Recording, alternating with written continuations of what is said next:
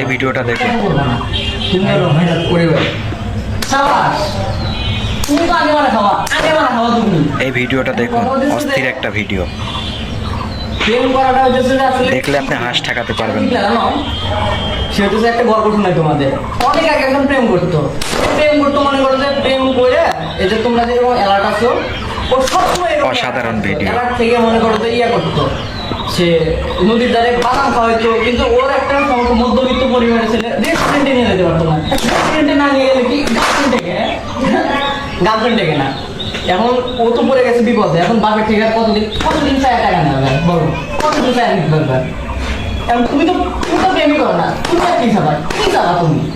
এখন তুমি তো প্রেম করো, হ্যাঁ, তো যে ইনকাম বাঙালি যে এত বিনোদন দিতে পারে রে ভাই, এখন বাপের থেকে হচ্ছে নেওয়া লাগে, এখন বাপের তা বলার কথা না।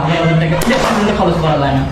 তো এই যে অ্যালার্ট থাকতেছো, এখন কাহিনী হইতেছে যদি তুমি মানে গার্লফ্রেন্ড ছাড়া যদি তুমি চাকরি করবে যাও, তাহলে গার্লফ্রেন্ড একা একা থাকবো, কার সাথে না কার সাথে কিন্তু চালাবে তুমি জানবো না, জানবো না, বলাই যাবে না।